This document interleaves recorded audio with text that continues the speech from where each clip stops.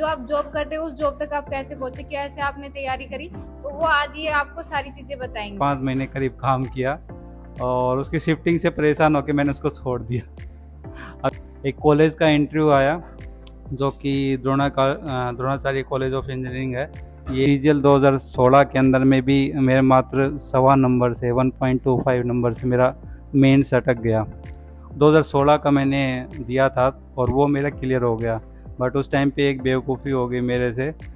0.75 number या इतने number से CSF SI का छूटा और 1.25 नंबर से दिल्ली SI का छूटा।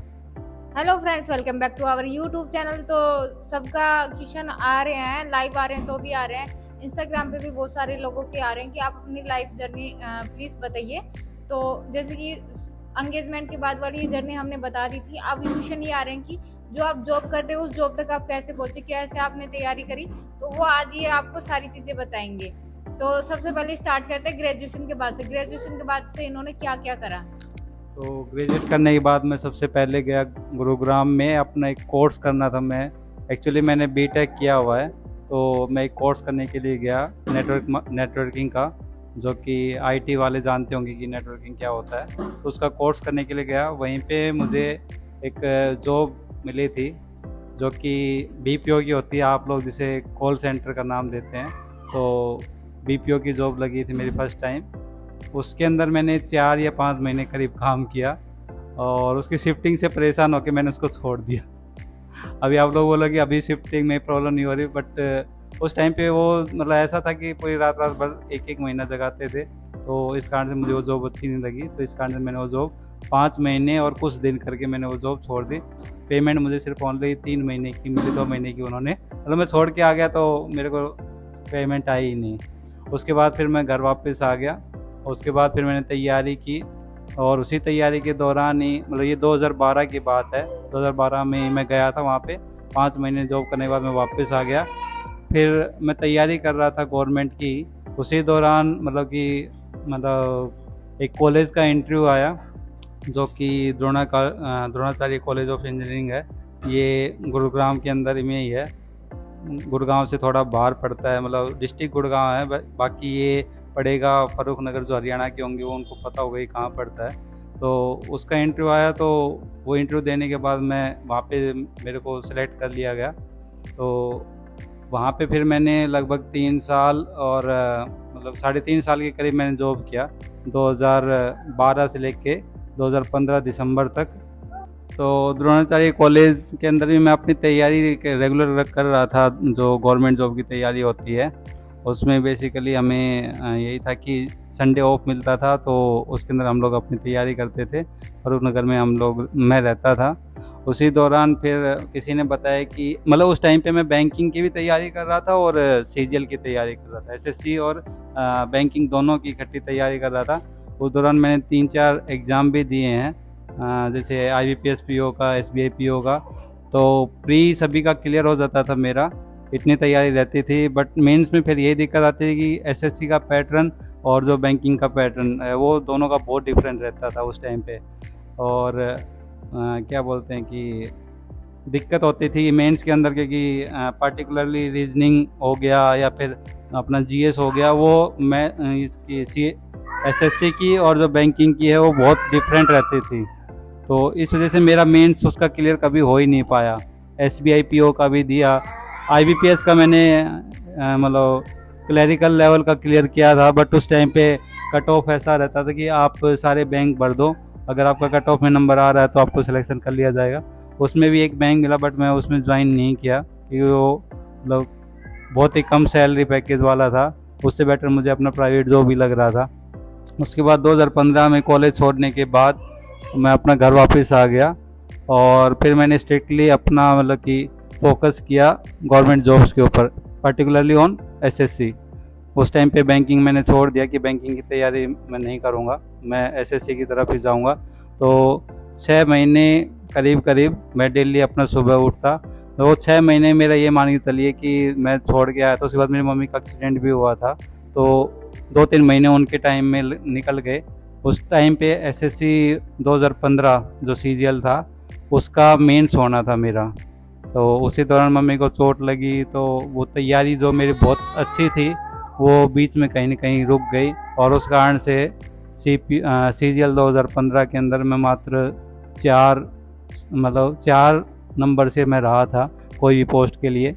मतलब लास्ट में जाके डॉक्यूमेंटेशन टाइम पे मैं आउट हो गया, टाइपिंग मेरा क्लियर हो गया था, बट फिर भी यही था कि हार नहीं मानी, फिर भी लगातार तैयारी की।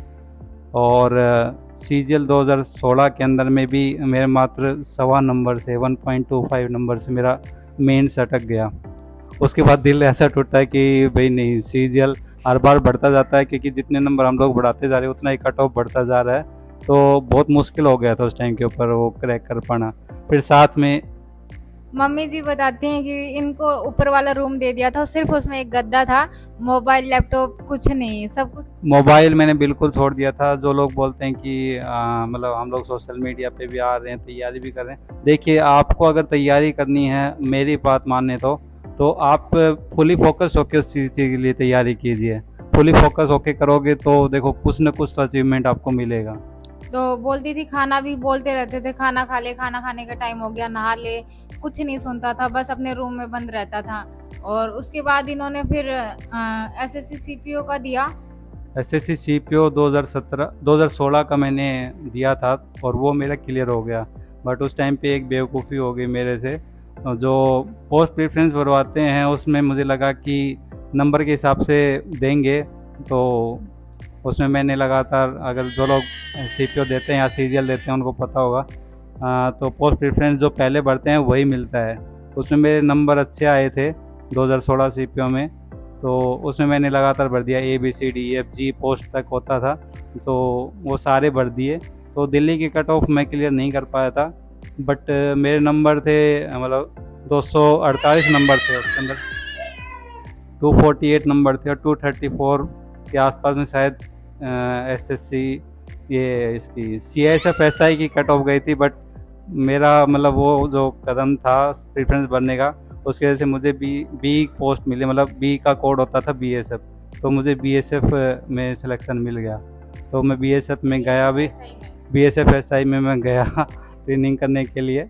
बट यही था कि मेरा उसी टाइम पे CPO 2017 का भी क्लियर हो चुका था, ओनली मेरा मतलब मेडिकल होना बाकी था, पेपर वगैरह सब हो गया था। मुझे अपने मार्क्स भी पता थे, जो कि 315 नंबर आए थे 400 में से, और मुझे लग रहा था कि इस बार दिल्ली पुलिस आराम से मिल जाएगी, क्योंकि पेपर बहुत अच्छा गया था।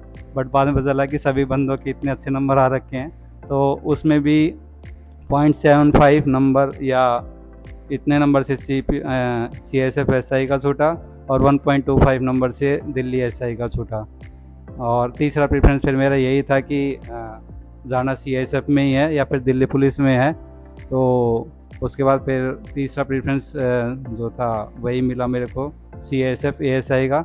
तो CPO इस प्रकार से मैं CISF के अंदर अभी जो भर्ती चल रही है मेरी, वो CPO 2017 के थ्रू मैं लास्ट बैच ASI का भाग बना हूँ। इसके अलावा फिर गवर्नमेंट के अगर माने तो घर वाले कह रहे थे तो किसी जगह पे टिकेगा नहीं, तो एक टाइम पे मेरा नवोदय के अंदर में भी 1 साल का जो एडॉक बेसिस पे होता है, 11 महीने का होता है टीचिंग का, तो वो मेरे क्लियर हो गया था, तो वहाँ पे भी गया। जो मैंने मम्मी की चोट बताई है वो जस्ट उसके पहले की बात है, तो उसमें मैं ज़्यादा दिन नहीं रुका, क्योंकि उसमें मेरी पढ़ाई बहुत ही ज़्यादा मतलब कि बाधित हो गई थी, वहाँ पढ़ाई करने का समय नहीं मिल पा रहा था। तो वो भी मैं 1 महीने या 2 महीने, उस टाइम पे ये डिमोनेटाइजेशन भी हुआ था जब मैं छोड़ के आया था। ये कब हुआ? 2016 की बात है ना, 2016 में डिमोनेटाइजेशन हुआ। वो डिमोनेटाइजेशन होने की वजह से और भी पहले मैं उसको छोड़ के आ गया था, तो एक जॉब वो छोड़ी। तो आप देख सकते हैं कि जॉब काफ़ी छोटी हैं, और मुझे उम्मीद यही थी कि CISF ASI निकल गया है तो अभी मैं आगे तैयारी करता रहूँगा तो कुछ ना कुछ और मिल जाएगा। बट उसके बाद CGL का कट ऑफ इतना बढ़ता गया कि जॉब के अंदर रहते रहते मैं अपनी तैयारी पूरी नहीं कर पाया, उतनी मतलब जितनी थी उतनी ही रहेगी, उसके अलावा जो एक्स्ट्रा होना चाहिए था वो मैं नहीं कर पाया। इस वजह से आज के दिन मैं CSF के अंदर ही हूँ, CGL नहीं निकाल पाया। इस चीज़ का मुझे मलाल रहेगा। CISF जिंदाबाद। बाकी ये जो बहुत बढ़िया है, मतलब कोई अगर ये सोचे कि भाई नहीं इनको दुख हुआ है, दुख नहीं हुआ, बट ये लगता कि इससे ज़्यादा हो सकता था। एक चीज़ और रह गई बीच में, हरियाणा एसआई का। हरियाणा एसआई का एग्ज़ाम दिया था 2015 का, जो डैट सब इंस्पेक्टर का निकलता है, वो फर्स्ट टाइम निकला था। वो एग्ज़ाम भी देख के आया था, और उसी दिन इनके फादर मुझे देखने के लिए आए थे। वो हम बता चुके हैं अपनी जर्नी। तो वो एग्ज़ाम भी मेरा बहुत अच्छा गया था, और उसमें भी मात्र 1 नंबर से मेरा मतलब रह गया। अगर उसमें फिज़िकल में मेरा नंबर आता तो डेफिनेटली वो जॉब भी मिल सकती थी। तो तैयारी बहुत सारी की है, बट जो कहते हैं ना कि किस्मत से ज़्यादा और समय से पहले कुछ नहीं मिलता, तो दाना पानी सब चीज़ इसी में सीआईएसएफ में लिखा हुआ था, तो इसके अंदर आ गए हम लोग। तो ये थी मेरी जर्नी। आप बताइएगा आपको कैसी लगी, और हमारे यूट्यूब चैनल देखने के लिए आपका बहुत बहुत धन्यवाद। कुछ और आपके क्वेश्चन हो तो उसके ऊपर भी व्लॉग बना सकते हैं, तो बने रहिए हमारे साथ। Thanks for watching. Please like our YouTube channel.